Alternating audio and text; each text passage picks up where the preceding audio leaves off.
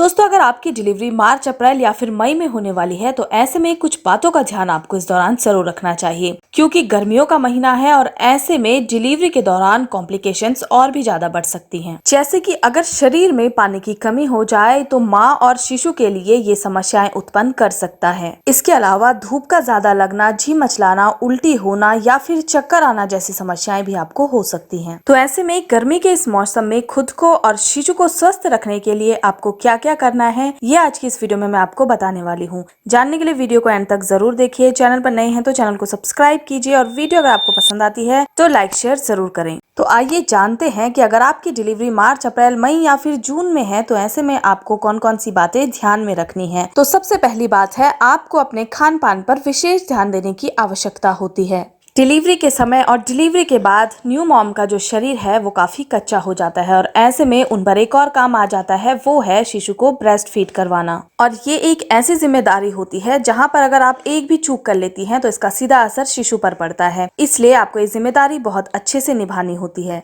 इसलिए अपनी डिलीवरी होने के बाद आपको अपने खान पान पर विशेष ध्यान देना है और पौष्टिक आहार ही लेना है। इसमें आप ओट्स, मेथी, हरे पत्तेदार सब्जियां, दालें, छाछ, दही, फल जैसे नींबू पानी, तरबूज, खीरा और नारियल पानी ले सकती हैं। वैसे तो डिलीवरी के बाद ठंडी चीजें खाने की सलाह नहीं दी जाती है, लेकिन गर्मियों का मौसम है और ऐसे में आप सीजनल फ्रूट्स और सब्जियां खा सकती हैं। साथ ही भरपूर मात्रा में आपको पानी पीना है ताकि आपका शरीर हाइड्रेटेड रहे। दूसरी बात आपको ये ध्यान में रखनी है कि आपको गर्मियों के मौसम में कॉटन के ही कपड़े पहनने हैं जिनमें आप कंफर्टेबल फील कर सकें। इसके अलावा डिलीवरी के बाद शिशु को भी आपको हल्के कॉटन के ही कपड़े पहनाने हैं। तीसरी बात आपको ये ध्यान में रखनी है कि डिलीवरी के बाद जितना ज्यादा हो सके आपको आराम करना है। इसके लिए आप अपने फैमिली मेंबर की भी हेल्प ले सकती हैं ताकि आप अच्छे से आराम कर सकें और शिशु का भी अच्छे से ध्यान रख सकें। चौथी बात, गर्मियों का मौसम है और ऐसे में शरीर में पानी की कमी हो सकती है, जिसकी वजह से आपको पेशाब में जलन होना, चक्कर आना, जी मचलाने जैसी समस्याएं हो सकती हैं। तो इसके लिए आपको भरपूर मात्रा में पानी पीना है। पांचवी बात आपको ये ध्यान में रखनी है कि डिलीवरी के बाद आपको कोई भारी भरकम काम नहीं करना है और कम से कम 1 से लेकर 1.5 महीने तक आपको अच्छे से आराम करना है और डॉक्टर की सलाह पर आप हल्की वॉकिंग या फिर प्राणायाम कर सकती हैं। साथ ही आप कुछ योगासन भी कर सकती हैं जिन्हें करने से आपको हेल्दी महसूस होगा और आप फिट भी महसूस करेंगी। इसके लिए आप थोड़ा समय निकालकर सुबह और शाम टहल सकती हैं। जो भी टाइम आपको सूटेबल हो आप उसके अकॉर्डिंग ये प्लान कर सकती हैं। छठवीं बात आपको ये ध्यान में रखनी है कि आपकी डिलीवरी गर्मियों के समय में हो रही है और इंडिया में इस दौरान काफी ज्यादा गर्मी पड़ती है। तो ऐसे में डिलीवरी होने के बाद आपको अपनी और शिशु की अच्छे से मालिश करवानी है। इससे आपको नींद भी अच्छे से आएगी और शिशु का विकास भी अच्छे से होगा।